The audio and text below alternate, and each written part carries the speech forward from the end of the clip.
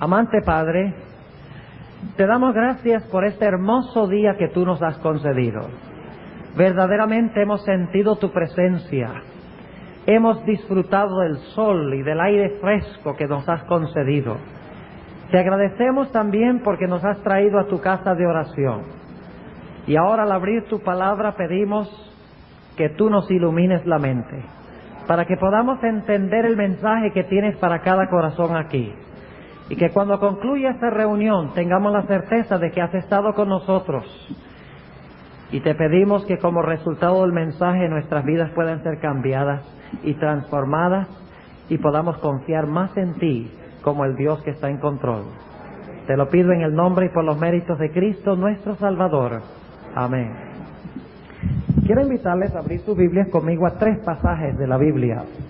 Y van a necesitar 3 dedos esta noche. Yo creo que todo el mundo aquí tiene por lo menos 3 dedos. Si no, en una mano, por lo menos tienen 2 manos. El primer pasaje lo encontramos en Mateo 16. El segundo pasaje lo tenemos en Marcos 9. Y el tercer pasaje lo tenemos en Lucas 9. Vamos a hablar en esta noche de la transfiguración de Cristo Jesús. Y el significado que tiene para nosotros y la relación que tiene con el lema de nuestra semana de oración. Dios está en control. Voy a leer en San Mateo el capítulo 16, esa será nuestra base de estudio, aunque compararemos algunos versículos de Marcos 9 y también de Lucas 9, pero quiero leer el pasaje completo para que captemos el contexto de lo que vamos a hablar en esta noche. Voy a empezar leyendo en Mateo 16, y el versículo 13. Y escuchen cuidadosamente la secuencia de eventos que tenemos empezando en el versículo 13. Presten cuidadosa atención a qué sigue después de un evento y qué sigue después del siguiente evento, porque todo este pasaje viene interconectado. Empezando en el versículo 13 de Mateo 16. Y viniendo Jesús a las partes de Cesarea de Filipo, preguntó a sus discípulos diciendo: ¿quién dicen los hombres que es el Hijo del Hombre? Y ellos dijeron: unos, Juan el Bautista, y otros, Elías, y otros, Jeremías, o alguno de los profetas. Y él les dice: ¿y vosotros quién decís que soy? Y respondiendo Simón Pedro dijo: tú eres el Cristo, el Hijo del Dios viviente. Entonces respondiendo Jesús le dijo: bienaventurado eres Simón, hijo de Jonás, porque no te lo reveló carne ni sangre, mas mi Padre que está en los cielos. Mas yo también te digo que tú eres Pedro, y sobre esta piedra edificaré mi iglesia, y las puertas del infierno no prevalecerán contra ella. Y a ti daré las llaves del reino de los cielos. Y todo lo que ligares en la tierra será ligado en los cielos, y todo lo que desatares en la tierra será desatado en los cielos. Entonces mandó a sus discípulos que a nadie dijesen que él era Jesús el Cristo. Desde aquel tiempo comenzó Jesús a declarar a sus discípulos que le convenía ir a Jerusalén y padecer mucho de los ancianos y de los príncipes de los sacerdotes y de los escribas, y ser muerto y resucitar al tercer día. Y Pedro, tomándolo aparte, comenzó a reprenderle, diciendo: Señor, ten compasión de ti, en ninguna manera esto te acontezca. Entonces él, volviéndose, dijo a Pedro: quítate de delante de mí, Satanás, me eres escándalo, porque no entiendes lo que es de Dios, sino lo que es de los hombres. Entonces Jesús dijo a sus discípulos: si alguno quiere venir en pos de mí, niéguese a sí mismo y tome su cruz y sígame. Porque cualquiera que quisiere salvar su vida, la perderá. Y cualquiera que perdiere su vida por causa de mí, la hallará. Porque ¿de qué aprovecha el hombre si granjeare todo el mundo y perdiere su alma? ¿O qué recompensa dará el hombre por su alma? Porque el Hijo del Hombre vendrá en la gloria de su Padre con sus ángeles, y entonces pagará a cada uno conforme a de sus obras. De cierto os digo, hay algunos de los que están aquí que no gustarán la muerte hasta que hayan visto al Hijo del Hombre viniendo en su reino. Y después de 6 días, Jesús toma a Pedro y a Jacobo y a Juan su hermano y los lleva aparte a un monte alto. Y se transfiguró delante de ellos y resplandeció su rostro como el sol y sus vestidos fueron blancos como la luz. Y he aquí les aparecieron Moisés y Elías hablando con él. Y respondiendo Pedro dijo a Jesús: Señor, ¿vienes que nos quedemos aquí? Si quieres, hagamos aquí 3 pabellones, para ti uno, y para Moisés otro, y otro para Elías. Y estando aún él hablando, he aquí una nube de luz los cubrió, y he aquí una voz de la nube que dijo: Este es mi Hijo amado, en el cual tomo contentamiento, a él oíd. Y oyendo esto, los discípulos cayeron sobre sus rostros y temieron en gran manera. Entonces Jesús, llegando, los tocó y dijo: Levantaos y no temáis. Hemos leído un pasaje largo en esta noche, pero yo quería que tuviéramos en claro en nuestra mente la secuencia de eventos que llevan a la transfiguración del Señor Jesucristo. Antes de entrar a estudiar este pasaje, yo quisiera decirles que cada evento del ministerio de Jesús tuvo una razón. En los evangelios no tenemos nosotros una colección de eventos que no tienen conexión alguna. En los evangelios tenemos una hilación o una cadena de eventos, a donde los eventos anteriores llevan a eventos posteriores. Cada evento de la vida de Jesús tuvo una razón. Cada palabra que Jesús habló tuvo una motivación. Un evento va conectado con otro evento y ese evento va conectado con otro evento. Y no podemos comprender bien un evento al menos que comprendamos lo que vino inmediatamente antes y lo que vino inmediatamente después de ese evento. Ahora, yo quisiera hacer algunas preguntas relativas a lo que hemos leído en esta noche. En primer lugar, ¿por qué fue Jesús transfigurado? ¿Cuál fue el propósito de la transfiguración? Segunda pregunta, ¿por qué se realizó la transfiguración de Cristo casi al final de su ministerio y no al comienzo de su ministerio? ¿Por qué razón la transfiguración se realizó como 6 meses antes de Jesús terminar su ministerio, cuando Jesús ya había ministrado durante un periodo de 3 años? Otra pregunta, ¿por qué llevó solamente Jesús a 3 discípulos al monte de la transfiguración y no llevó a los demás? Pregunta número 4, ¿por qué vinieron Moisés y Elías a Jesús? ¿Y sobre qué hablaron en la montaña? Porque dice que hablaron, pero Mateo no dice sobre qué hablaron. Pero la pregunta es, ¿por qué vinieron Moisés y Elías? ¿Por qué fueron enviados por el Padre? ¿Y sobre qué hablaron con Jesús? ¿Y qué importancia tiene para nosotros?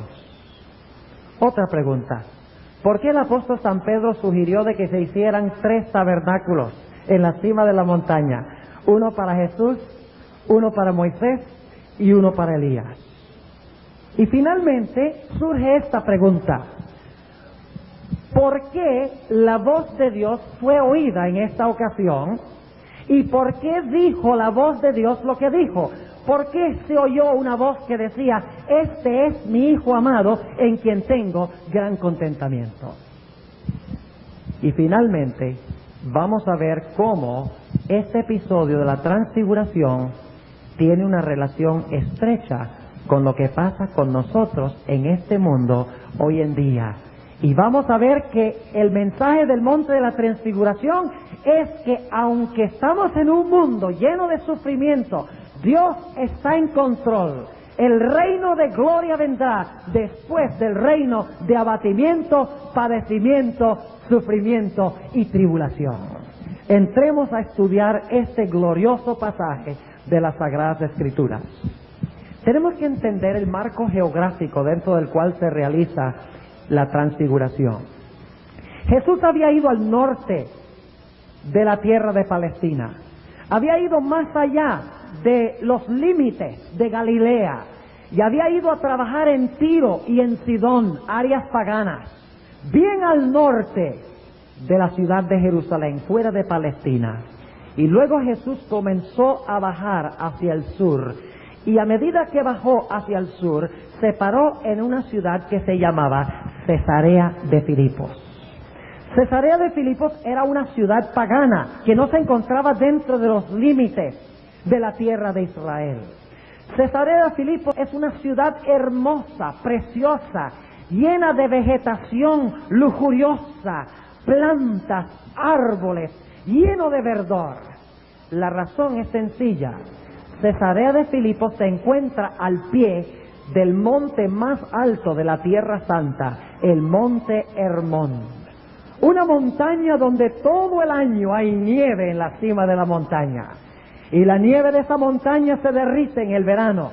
Y empieza a bajar el agua de la nieve que se derrite. Y se forman allí las aguas turbulentas del río Jordán, que luego bajan por el monte Hermón, forman el río Jordán, que baja por Galilea, entra al mar de Galilea, sale al sur del mar de Galilea y termina en el famoso Mar Muerto. Así que Jesús se encontraba con sus discípulos en Cesarea de Filipos, observando este paisaje fantástico, el majestuoso monte Hermón enfrente de ellos. Y posiblemente viendo las turbulentas aguas del río Jordán que bajaban por el monte Hermón y se dirigían hacia el mar de Galilea. La Sagrada Escritura nos dice que el Señor Jesucristo, antes de que reuniera a los discípulos alrededor de sí, oró. Noten lo que dice San Lucas, el capítulo 9 y el versículo 18, y espero que estén guardándolos puestos en los otros pasajes, porque Mateo no menciona este detalle. Dice en San Lucas el capítulo 9 y el versículo 18 lo siguiente, antes de que Pedro diera su tremenda confesión de quién era Cristo. Dice, y aconteció que estando él solo, orando, estaban con él los discípulos. ¿Qué estaba haciendo el Señor Jesucristo ahí al pie del monte Hermón en Cesarea de Filipos antes de reunir a los discípulos y hablarles? ¿Qué estaba haciendo Jesús? Estaba orando. Ahora, ¿por qué estaba orando? Dice la sierva de Dios en el deseado de todas las gentes que Jesús estaba por revelarle a los discípulos una de las verdades más extraordinarias y más inquietantes de su ministerio. Estaba a punto de revelarles que era necesario que fuera a Jerusalén, que fuera ultrajado por los ancianos, por los escribas y por los fariseos, y que era necesario que muriera en Jerusalén. Y dice la sierva de Dios que Jesús se arrodilló en agonía solo para orar al Padre de que le ayudara a revelar de una forma clara a los discípulos qué iba a pasar, para que no se desanimaran, para que ellos pudieran resistir y soportar lo que Jesús les iba a decir. Después de la oración, Jesús reunió a sus discípulos a su alrededor y les hizo dos preguntas. La primera pregunta que les hizo Jesús como para romper el hielo fue: ¿quiénes están diciendo los hombres que soy yo? Inmediatamente los discípulos dijeron: bueno, según lo que nosotros hemos oído, según los chismes que oímos por ahí, tú posiblemente eres Elías. Otros dicen que posiblemente tú eres Jeremías.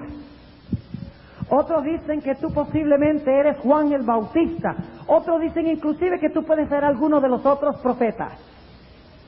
Y ahora Jesús tenía a los discípulos donde quería que estuvieran. Les dirigió una pregunta personal. Les dijo: ¿y ustedes quién dicen que soy yo? Dice la sierva de Dios en el libro Deseado a todas las gentes que Jesús quería que la confesión saliera de sus propios labios, para que ellos pudieran ser fortalecidos por sus propias palabras cuando vinieran las pruebas del Señor Jesucristo. Ustedes saben que cuando nosotros decimos algo con nuestros propios labios, nos afianza y es muy difícil después retractarlo, ¿no es verdad?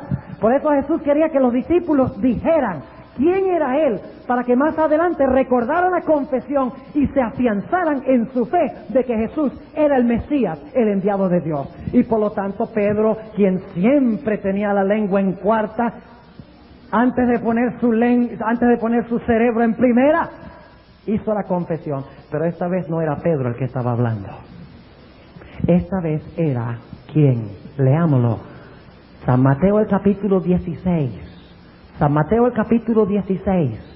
Y vamos a notar empezando en el versículo 16. Y respondiendo Simón Pedro dijo: tú eres el Cristo, el Hijo del Dios viviente. ¡Qué tremenda confesión! Pedro no sabía lo que estaba diciendo. Le fue revelado directamente por el Espíritu de Dios, porque Pedro no sabía lo que estaba diciendo, y lo veremos dentro de unos momentos.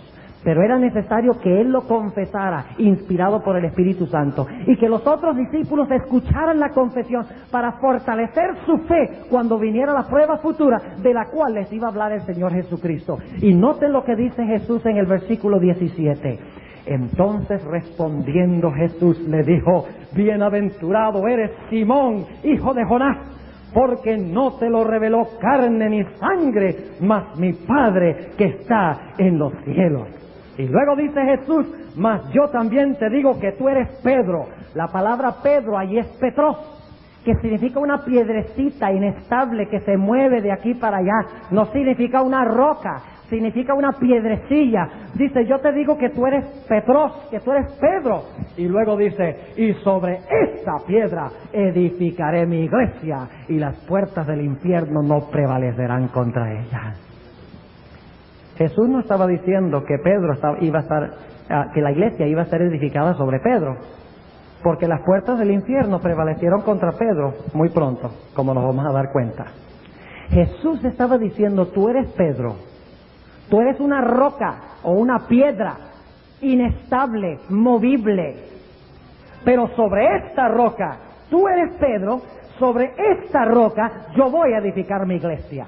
Y las puertas del infierno no prevalecerán contra ella, porque estará edificada sobre mí. Y yo soy el Mesías, yo soy el Cristo, el Hijo del Dios viviente. Pedro se sintió muy bien. Dijo: ve, está cuadrando exactamente como nosotros pensábamos. Acaba de confesar que es el Mesías, porque la palabra Cristo significa Mesías. Y por lo tanto Pedro piensa, dice, junto con los otros discípulos: ve, este es el Mesías. Pero había un problema. Ellos tenían el concepto de que el Mesías iba a derrocar a los romanos, iba a destruir el imperio, iba a matar a todos los enemigos de Israel y se iba a sentar en el trono de Jerusalén. Y los 12 discípulos iban a sentarse en tronos con Jesús, iban a gobernar sobre las naciones. Por lo tanto, cuando Jesús dijo: bienaventurado Pedro, hiciste una buena confesión de que yo soy el Mesías, Pedro dijo: ah, qué bueno, este es el hombre que esperamos que ocupe el trono, este es el Mesías, este es el que va a gobernar, este es el que va a tomar el cetro, el trono de gloria, este es el que va a subyugar a los odiados romanos, a todos los odiados, y va a exaltar a Israel a las nubes como su reino sobre la tierra. Pero luego Jesús tuvo que revelar la verdad a sus discípulos. Y por eso Jesús había orado antes de reunir a sus discípulos. Porque Él sabía que ahora los discípulos iban a estar bien confundidos. Porque imagínense, Jesús le dice: ¿quién dicen ustedes que soy yo? Pedro dice: tú eres el Mesías.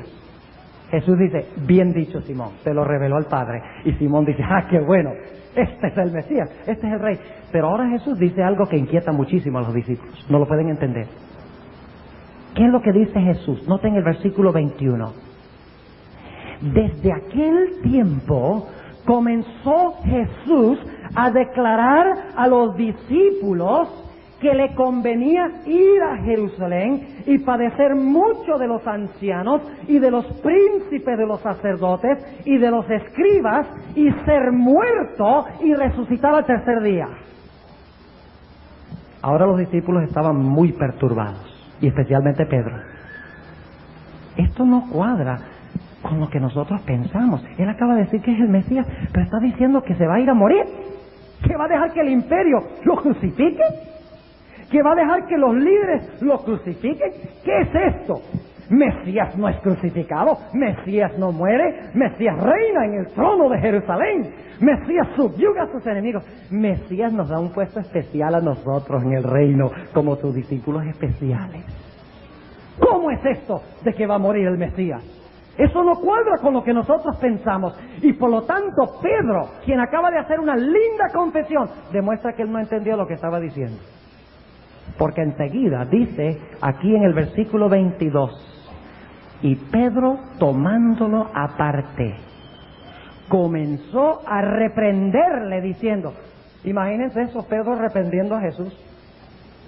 Óiganme, qué temerario, qué atrevido, ¿verdad? Pero estaba perturbado. Mesías reina, este dice que va a morir. ¿Cómo así? ¿Cómo puede reinar si va a morir? Como que no se dio cuenta que Jesús dijo que iba a resucitar al tercer día. Esa parte se les olvidaba siempre que Jesús hablaba de que iba a morir. Se les olvidaba que después de la muerte iba a resucitar en gloria. Esa parte se les olvidaba. No podían sino pensar en el hecho de que Jesús había dicho de que iba a morir. Y ahora Pedro toma a Jesús y lo reprende diciendo, Señor, ten compasión de ti.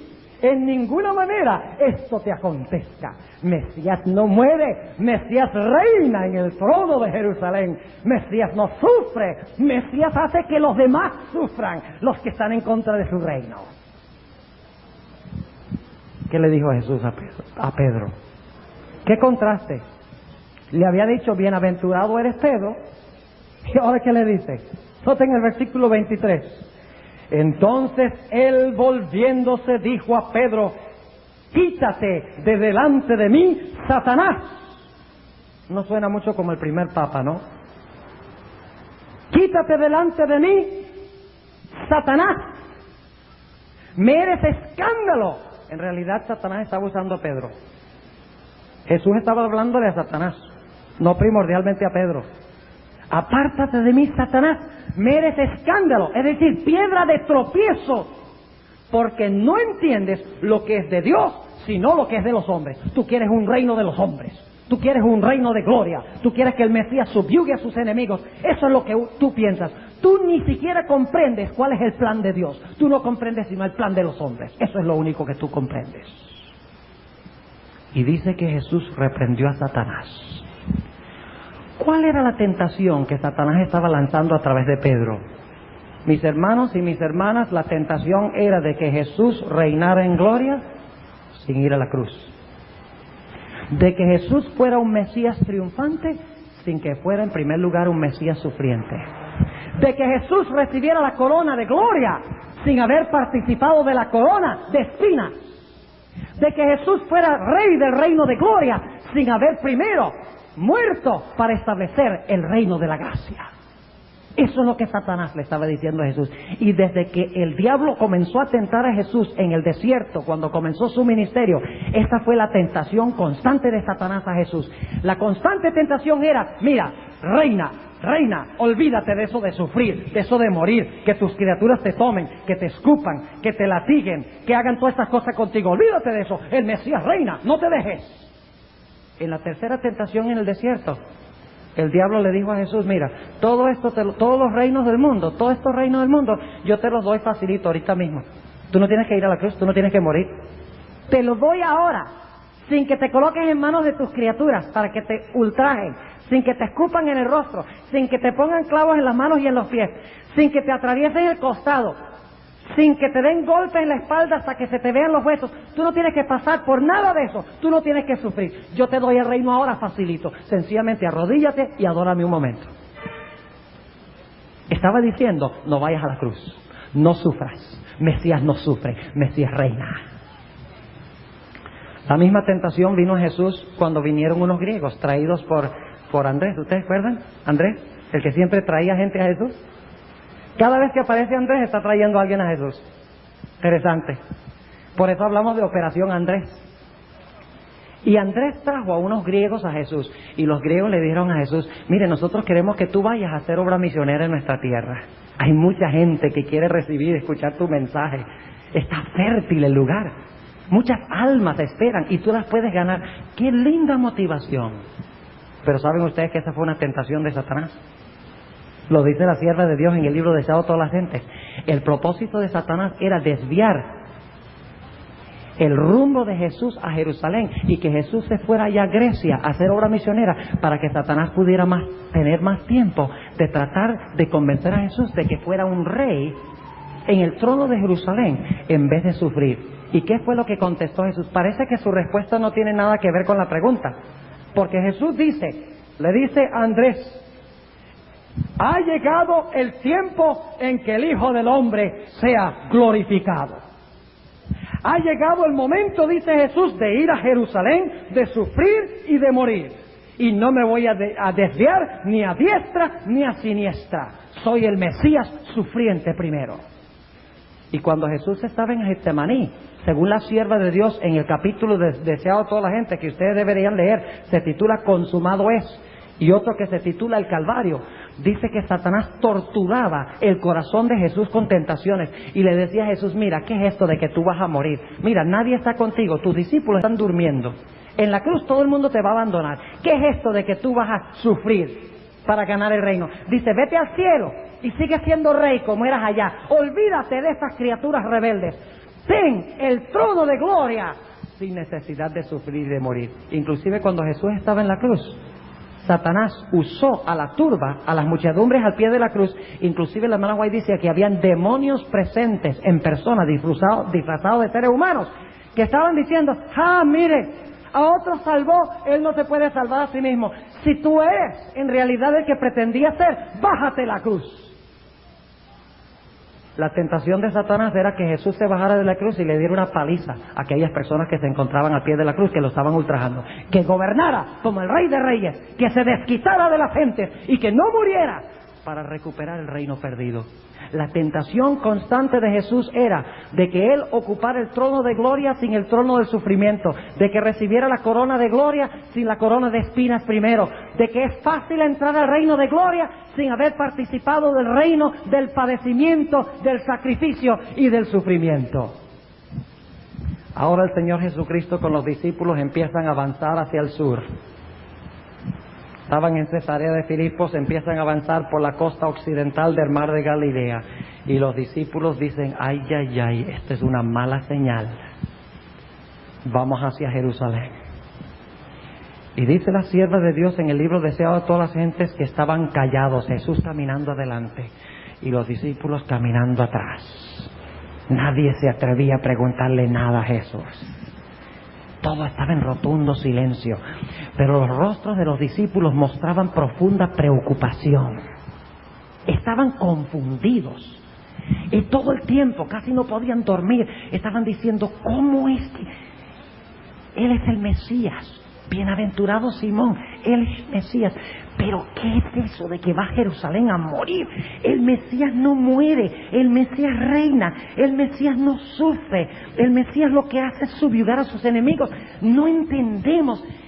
Y al avanzar hacia Jerusalén se preocupaban más y más, porque Jesús había dicho que era necesario ir a Jerusalén y sufrir y ser ultrajado y morir en Jerusalén. Pasaron 6 días. Y saben ustedes un detalle interesante, lo leímos en Mateo el capítulo 16, dice que pasaron 6 días entre el tiempo cuando Pedro hizo la confesión y el tiempo cuando subieron al monte de la transfiguración. ¿Saben algo interesante? En todos los evangelios, en los sinópticos, Mateo, Marcos y Lucas, solo hay una vez que se expresa un intervalo entre un evento y otro. O sea, solo una vez en los evangelios se dice: pasaron tantos días entre esto y eso. Y esa es la ocasión. Dice la Biblia claramente que habían viajado por 6 días. 6 días después de la confesión de Pedro. Los discípulos durante esos 6 días habían sufrido, habían agonizado, estaban perplejos, no entendían.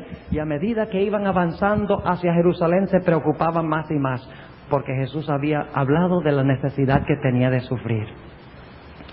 Finalmente llegaron, después de 6 días, al monte Tabor, que queda en la esquina sudoccidental del mar de Galilea. El Señor Jesucristo le dijo: Pedro, Santiago y Juan, vengan conmigo. y los reunió. Y empezó a subir el monte Tabor. El monte Tabor tiene 1843 pies de alto, no es una montañita, no es un cerro. 1843 pies es bastante alto y es una montaña bien escarpada. Y por lo tanto, Pedro, Santiago y Juan, obedeciendo la voz de su maestro, como sabían que siempre debían hacer, empiezan a subir la escarpada montaña junto con el Señor Jesucristo. Llega el atardecer y el anochecer y están todavía subiendo, y cuando llegan a la cima de la montaña, los discípulos están completamente agotados. El Señor Jesucristo, según nos dice en el Evangelio según San Lucas y también en el Evangelio según San Mateo, oró a su Padre para que su Padre le explicara por lo menos hasta donde fuera posible a sus discípulos la razón por la cual ellos estaban perplejos. Que el Padre le diera una demostración a los discípulos en cuanto a lo que iba a suceder en Jerusalén, para que ellos pudieran tener esperanza y para que pudieran tener seguridad. Ahora yo quiero leer San Mateo 16, 28. Es un texto que parece que los discípulos ni siquiera oyeron a Jesús decir. Estaban tan perplejos en cuanto a la muerte de Jesús que ellos como que ni siquiera se dieron cuenta de que Jesús estaba diciendo esto. Noten el versículo 28 de Mateo, el capítulo 16. De cierto os digo, hay algunos de los que están aquí. ¿Quiénes eran los que estaban allí? Antes de subir a la montaña, ¿quiénes eran los que estaban ahí? Los discípulos.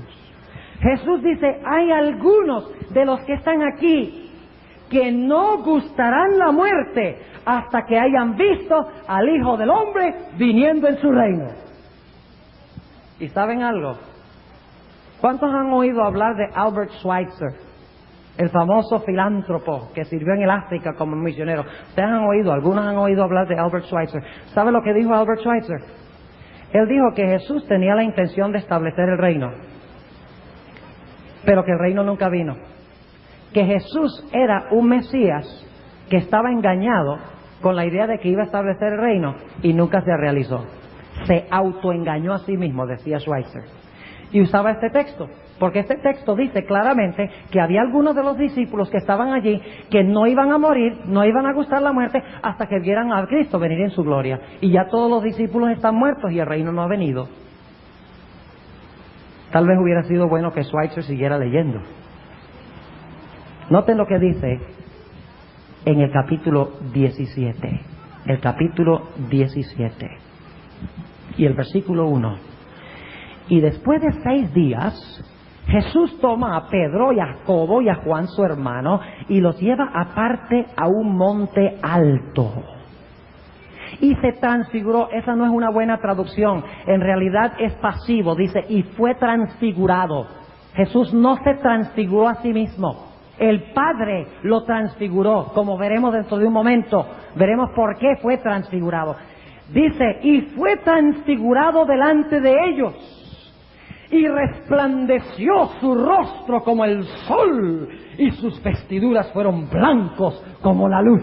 ¡Qué tremenda descripción! Noten las expresiones.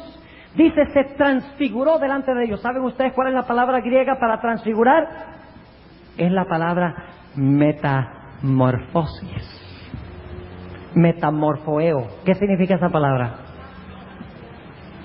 Un gusano que deja de ser gusano y llega a ser ¿qué?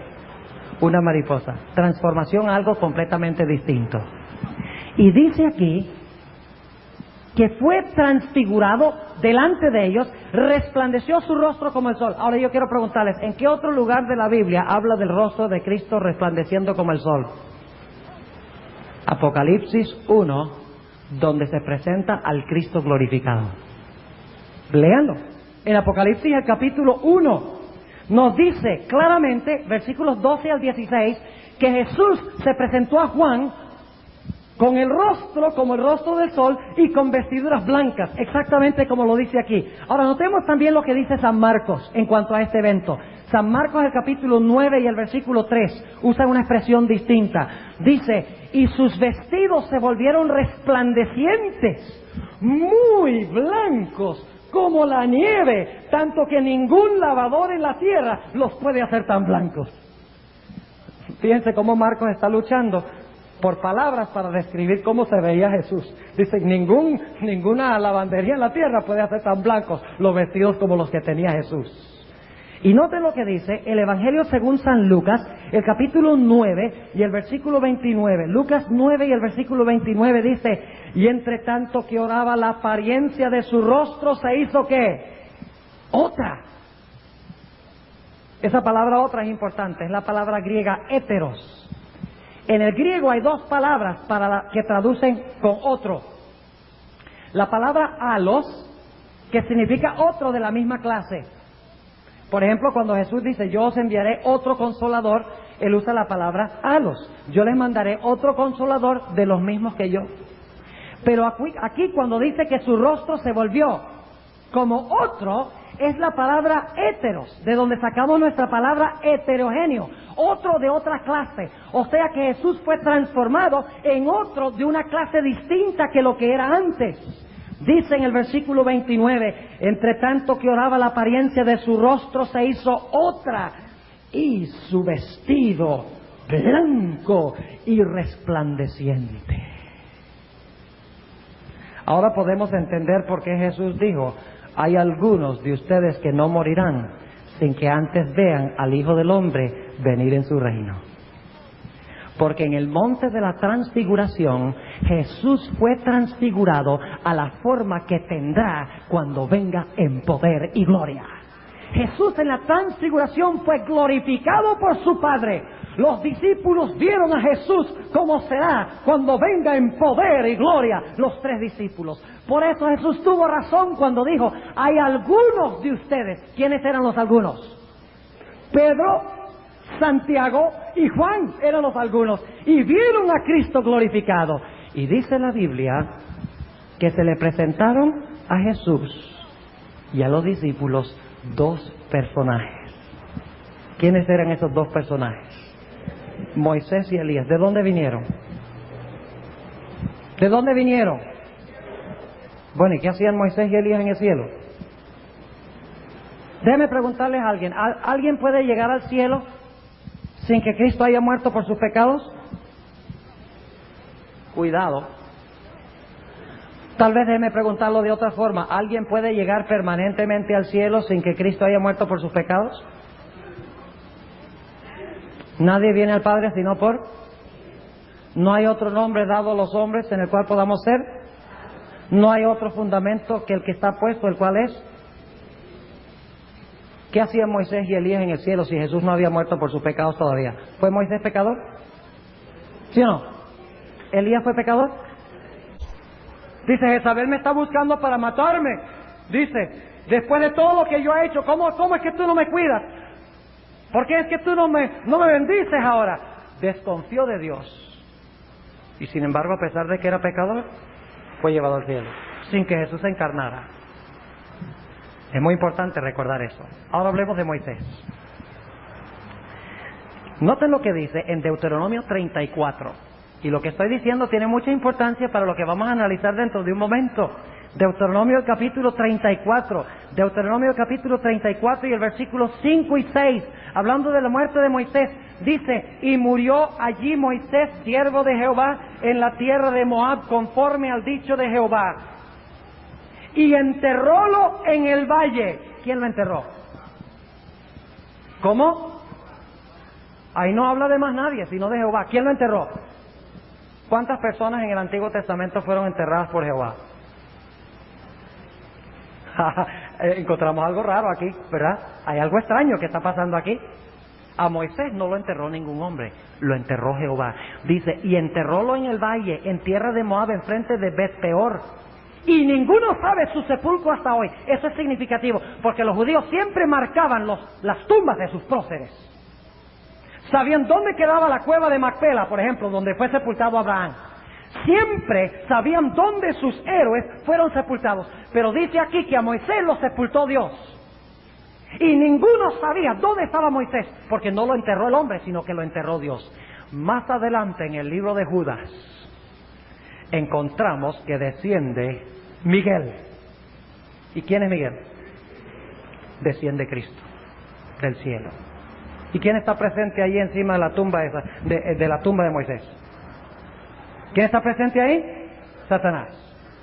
Y viene Cristo y dice que están contendiendo. ¿Por qué? Están peleando. ¿Por qué? ¿Ustedes creen que ellos estaban peleando por un cuerpo muerto? ¿Qué va? Un cuerpo muerto no vive, un cuerpo muerto no tiene ninguna importancia. Dice que estaban luchando sobre el cuerpo de Moisés. ¿Y saben ustedes cuál fue la conversación según la hermana White? El diablo le dijo a Miguel, y yo estoy dramatizando para que podamos entender mejor, el diablo le dijo a Miguel, ¿y tú a qué vienes? Vengo a resucitar a Moisés. ¿Y cómo tú lo vas a resucitar? Tú tienes que morir por sus pecados para podértelo llevar del cielo, al cielo.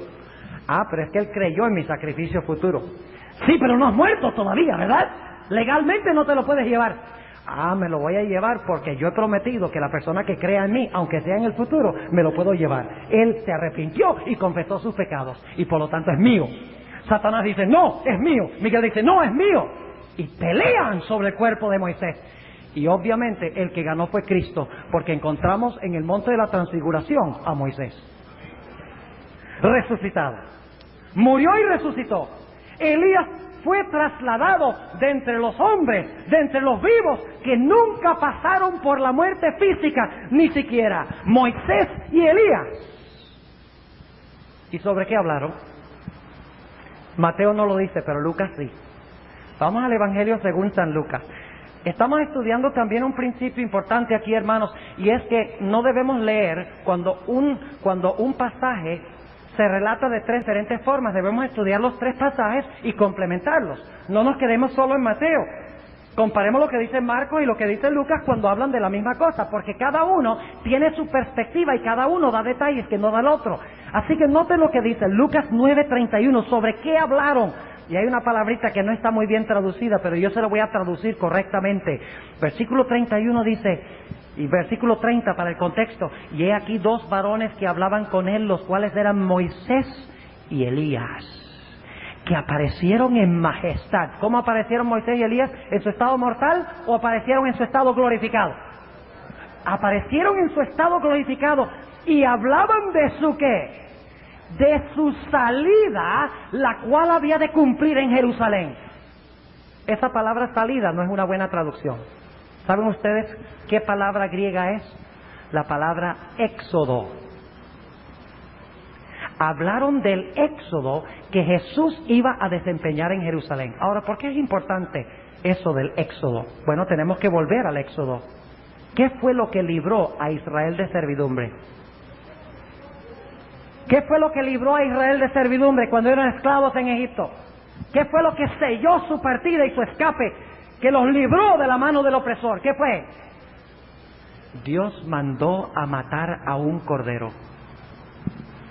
Y mandó a tomar la sangre del cordero y ponerlo en los postes y en el dintel de la puerta para formar una cruz. Y al sacrificar el cordero, Dios estaba diciendo, yo los libro de servidumbre a los egipcios. Yo los libro de servidumbre al gran dragón, como lo llama Ezequiel 29 y el versículo 3. Yo los libro de la servidumbre a este pueblo que los mantiene sujetos y no los deja escapar. La muerte del cordero los libra de servidumbre. ¿De qué hablaron Moisés y Elías con Jesús? De la muerte de Cristo, de su éxodo en Jerusalén. ¿Y qué le dijeron Moisés y Elías? La hermana White, en el Deseado de todas las gentes, ampliando la palabra éxodo que se encuentra aquí, dice que Moisés y Elías le dijeron a Jesús, sigue adelante. Tu Padre nos ha mandado para darte una palabra de ánimo. Fíjate, nosotros hemos sido glorificados. Nosotros estamos en el cielo. Pero la única razón por la cual podemos llegar al cielo es por lo que tú vas a hacer en Jerusalén. Y no solamente nosotros, dicen Moisés y Elías a Jesús, no solamente nuestro destino depende de lo que vas a hacer tú en Jerusalén, sino el destino de toda la raza humana depende de lo que tú vas a hacer en la cruz del Calvario. Si tú quieres llevarte a tus hijos, a quienes tanto amas, al cielo, debes ir a Jerusalén y debes morir. Tu Padre nos ha enviado para decirte de que Él está complacido con tu obra y que sigas adelante. Y si vences, si mueres, resucitarás en gloria y estarás con nosotros y salvarás a toda la raza humana. Óigame, la razón por la cual Moisés y Elías descendieron fue para asegurarle a Jesús de que si cumplía su misión sería glorificado y traería a toda la raza humana, los que aceptaran a Cristo como Salvador, al verdadero hogar celestial. Pero había otra razón por la cual Jesús fue transfigurado, y era para animar a los pobres discípulos. No solo para animar a Jesús, sino para animar a los discípulos. ¿En qué estado estaban las mentes de los discípulos, según hemos visto? ¿Estaban cómo? Confundidos. Ellos habían procurado durante esos 6 días devanarse los sesos para tratar de entender cómo es que el Mesías iba a colocarse en manos de los romanos para que lo mataran, en vez de subyugarlo. Porque el concepto que ellos tenían del Mesías es que el Mesías no sufre, el Mesías reina. Nada de sufrimiento primero. Reino de gloria y listo. Ese es el Mesías. Pero luego Jesús le dice, voy a morir. No es posible que muera. Y estaban confundidos. Así que Jesús le pide a su Padre, y por eso oró en el monte de la transfiguración antes de que fuera transfigurado, según la sierva de Dios. Oró a su Padre y le dijo, Padre, mis discípulos están tristes, están confundidos, no entienden. Yo temo que si voy a Jerusalén, así como estoy ahora, después de haberles dado esta noticia, va a ser demasiado fuerte para ellos sobrellevarlo. No van a poder resistir. Padre, muéstrales que más allá de la cruz está la gloria.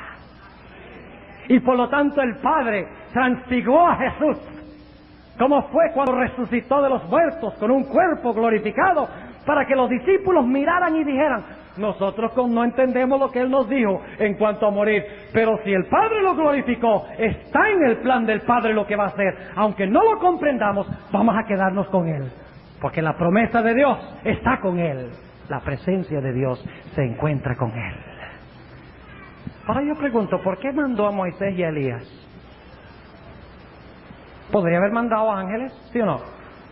¿No le podría haber mandado? ¿No le mandó un ángel en el monte de la tentación después que fue tentado para fortalecerlo? ¿Los ángeles no lo habían acompañado durante todo su ministerio? ¿Sí o no? ¿Por qué no mandó un ángel? ¿Saben por qué?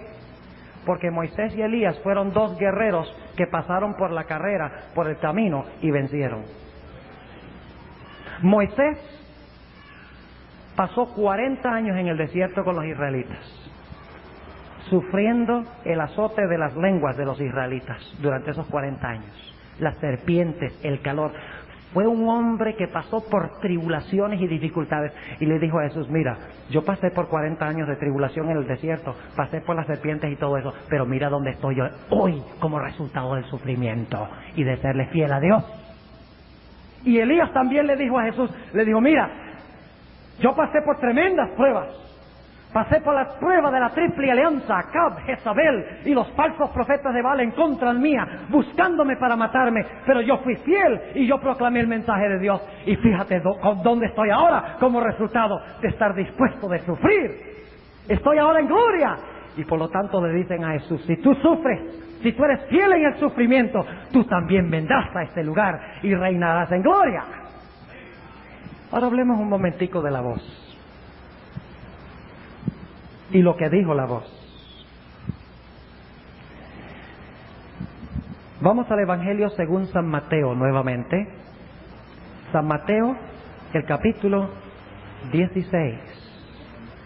Y analicemos las palabras que se mencionan. Capítulo 17, las palabras que se mencionan. Versículo 5, 17:5.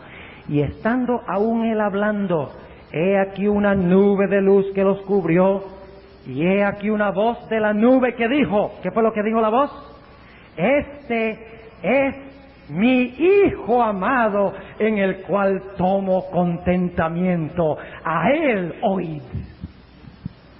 Fíjense, hay 3 razones por las cuales Jesús siguió adelante en su ministerio y estuvo dispuesto de seguir a la cruz. Primero, el Padre lo transfiguró. Si el Padre no hubiera estado contento con Él, no lo hubiera transfigurado. Segundo, el Padre mandó a Moisés y Elías. Si no estuviera contento con Jesús, no hubiera mandado a Moisés y Elías. Y tercero, el mismo Padre dijo: este es mi Hijo amado en quien tengo gran contentamiento.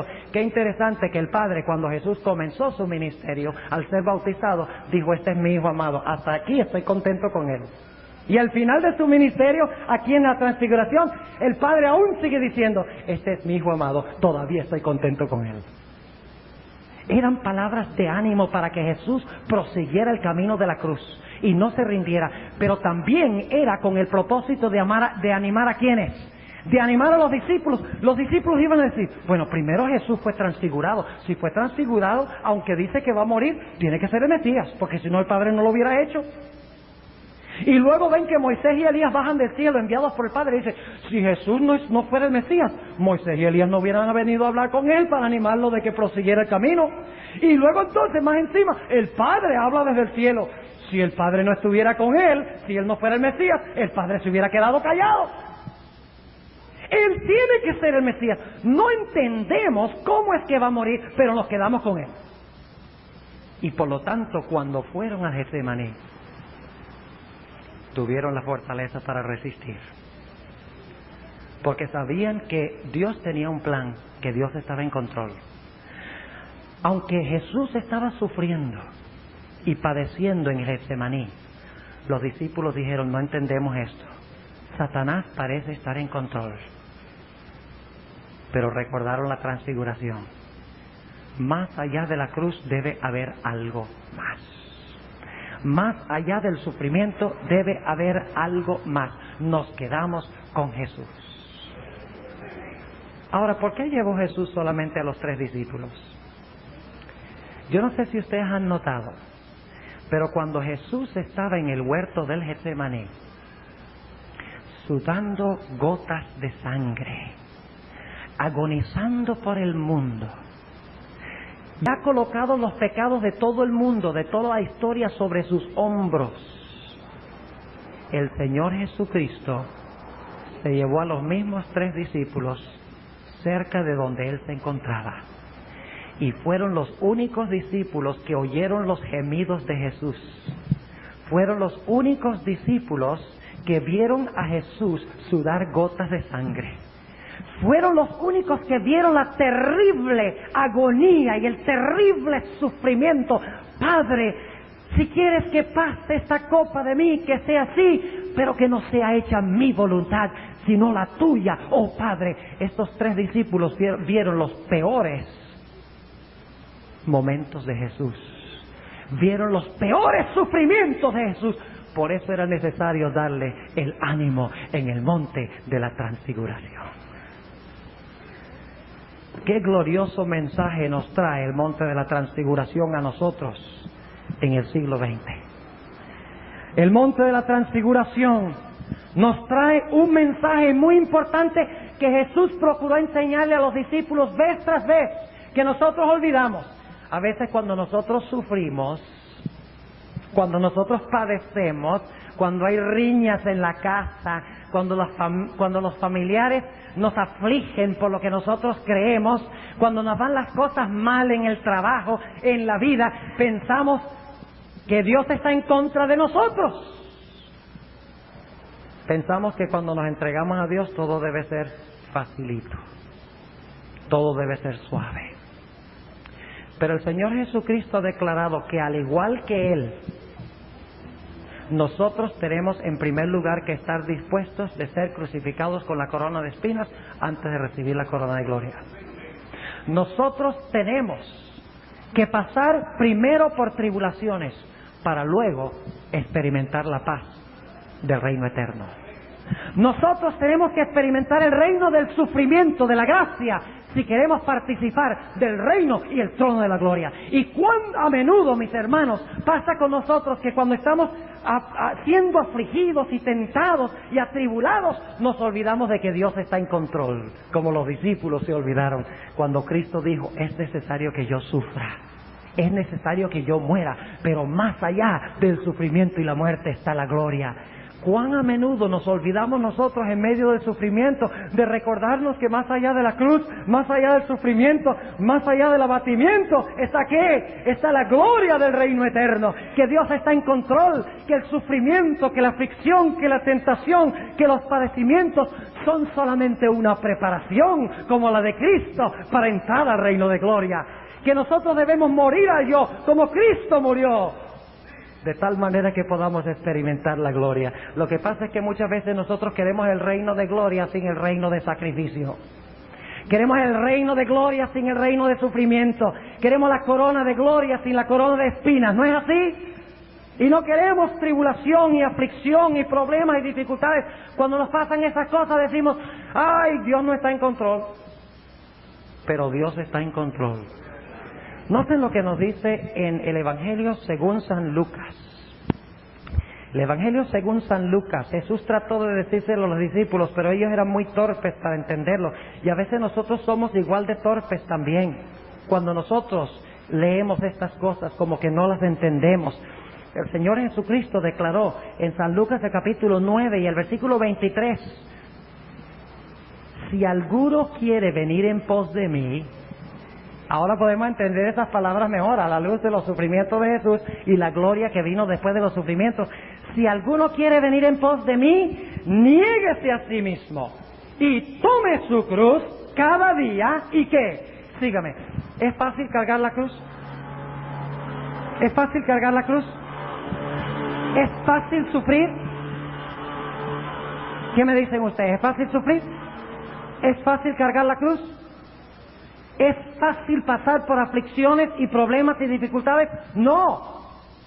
Pero ¿qué dice Jesús? Que si alguien quiere seguir en pos de Él, es necesario que nos neguemos a nosotros mismos, que tomemos nuestra cruz cada día y que lo sigamos. O sea que nosotros tenemos que sufrir para poder reinar. Así que cuando suframos, démosle gloria a Dios. Y digamos, gloria al Señor, Dios está en control, esto está dentro de su plan. El apóstol San Pablo nos dice que debemos gozarnos en las tribulaciones. ¿Cuántos de nosotros nos gozamos en las tribulaciones?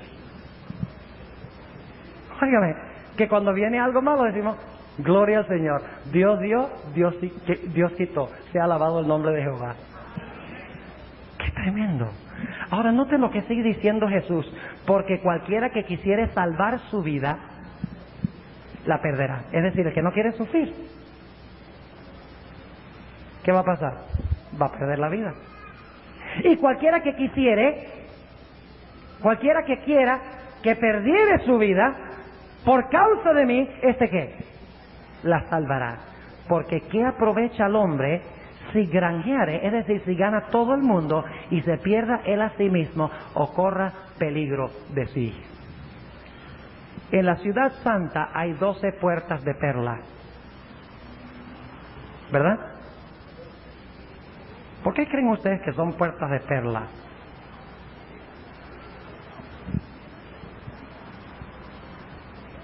Una ostra hace perlas, ¿verdad? ¿Cómo hace una ostra una perla? Parto sin dolor, ¿verdad? No.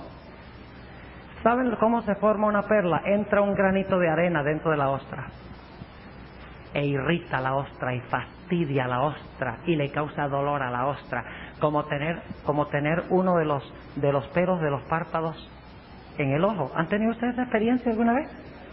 ¿Ah? ¿Les molesta? Júigame, tremendamente. Es fastidiosísimo. Así es con la ostra. Le entra el granito de arena. ¿Y la ostra qué hace? ¿Escupe el granito de arena? No. La ostra empieza a formar alrededor de ese granito de arena irritante, aprovecha la oportunidad y empieza a soltar una sustancia y de ese granito de arena lo convierte en una hermosa perla. Dios, al colocar las puertas de perla en la ciudad celestial, nos está diciendo que tomó mucho sacrificio formar esas perlas, que tomó sufrimiento y aflicción formar esas perlas, y que aquellos que entrarán a la patria celestial tendrán que entrar en medio de aflicciones, que la victoria viene después del sufrimiento. No hay victoria sin batalla. ¿Están de acuerdo? Ahora notemos lo que dice el apóstol San Pedro. Vamos rápidamente a lo que dice el apóstol San Pedro. En 1 de Pedro, el capítulo 4 y el versículo 12 y 13. ¿Quién era uno de los que estaban en el monte de la transfiguración? ¿Ustedes creen que Pedro sabe lo que está hablando entonces? Si él fue uno de ellos. Estamos leyendo de 1 de San Pedro, capítulo 4 y el versículo 12 y 13. 1 de Pedro, el capítulo 4 y el versículo 12 y 13. Dice Pedro: carísimos, no os maravilléis cuando sois examinados por fuego. ¿Qué no debemos hacer? No debemos maravillarnos cuando somos examinados por fuego, lo cual se hace para vuestra ¿qué? Prueba, como si alguna cosa peregrina os aconteciese. Versículo 13, noten. Antes bien, gozaos. ¿Qué debemos hacer? Gozarnos. Antes bien, gozaos en que sois participantes de las aflicciones de Cristo, para que también en la revelación de su gloria os gocéis en triunfo. Ahí está el mensaje de la transfiguración para hoy. Y Pedro sabe lo que está hablando. Dice: no se aflijan cuando vengan padecimientos y problemas en su vida, porque Jesús pasó por eso. Y si ustedes se gozan en las aflicciones, se gozarán en el reino de gloria que traerá Cristo Jesús. Noten también lo que dice 1 de Pedro, el capítulo 5 y el versículo 10. 1 de Pedro, el capítulo 5 y el versículo 10. Mas el Dios de toda gracia, que nos ha llamado a su gloria eterna por Jesucristo. ¿A dónde nos ha llamado? A su gloria eterna por Jesucristo. ¿Después de qué? Después que hubiereis un poco de tiempo que padecido, Él mismo os perfeccione, confirme, corrobore y establezca. Uno de los grandes problemas desde los púlpitos hoy es que los pastores predican que si tú aceptas a Cristo, todo va a ser suavecito y facilito. Especialmente los evangelistas que predican por televisión. Ellos dicen: mira, tú aceptas a Cristo y vas a tener más plata. Tú aceptas a Cristo y vas a tener más paz. La gente te va a querer. Tú aceptas a Cristo y vas a tener más prosperidad. Tú aceptas a Cristo, la vida va a ser mucho más fácil. Eso es un falso evangelio. Porque no hay corona de gloria sin corona de espinas. No hay victoria sin cruz. Nosotros tenemos que aprender, hermanos, que cuando sufrimos, los sufrimientos vienen de Satanás, pero son permitidos por Dios, para que por medio de las pruebas perfeccionemos un carácter que pueda ir al cielo, que pueda estar con Dios. Nadie irá al cielo con un carácter crudo. Todos los que vayan al cielo irán con un carácter plenamente formado a semejanza de Cristo Jesús. Y concluyo con esto. ¿Saben ustedes que en el monte de la transfiguración Dios reveló un mini reino? ¿Ustedes recuerdan que dice Jesús: hay algunos aquí que no morirán hasta que vean el Hijo del Hombre venir en la gloria de su Padre? En el monte de la transfiguración tenemos nosotros un reino en miniatura. ¿Cómo así? En primer lugar tenemos a los que murieron y resucitarán para estar con Cristo. En segundo lugar tenemos a aquellos que son trasladados de entre los vivos. Y en tercer lugar tenemos en el centro el que lo hizo todo posible por medio de su muerte en la cruz. Tenemos en el monte de la transfiguración un mini reino. Y cuando vemos el monte de la transfiguración decimos: más allá del sufrimiento está la gloria. Aunque muera en Cristo, resucitaré. Si soy fiel a Cristo, ascenderé al cielo. Los 144,000 son representados por Elías. Y aquellas personas que murieron en Cristo son representados por Moisés. Esta escena se cumple en 1 Tesalonicenses 4. cuando el mismo Señor, con aclamación, con voz de arcángel y con trompeta de Dios, descenderá del cielo, y los muertos en Cristo resucitarán primero. Luego nosotros, los que vivimos, seremos arrebatados juntamente con ellos en las nubes para recibir al Señor en el aire, y así estaremos siempre con el Señor. Oh, mis hermanos, no nos quejemos cuando sufrimos. No nos quejemos cuando somos tentados y cuando somos probados. Satanás es el que nos tienta y nos prueba, pero Dios lo permite para que formemos un carácter a prueba de fuego que no pueda ser sacudido en las peores circunstancias, que podamos hacerle frente a la bestia, a su imagen, al dragón, a la marca y al número de su nombre, y permanecer firmes y encontrarnos ante el trono de Dios el Padre. Gocémonos cuando sufrimos. Recordemos, Dios está en control. No temeré lo que me haga el hombre. No temeré lo que me haga Satanás. Dios está en control. Si sufro, está en su plan que yo sufra. Y no digo que Él es el que me hace sufrir.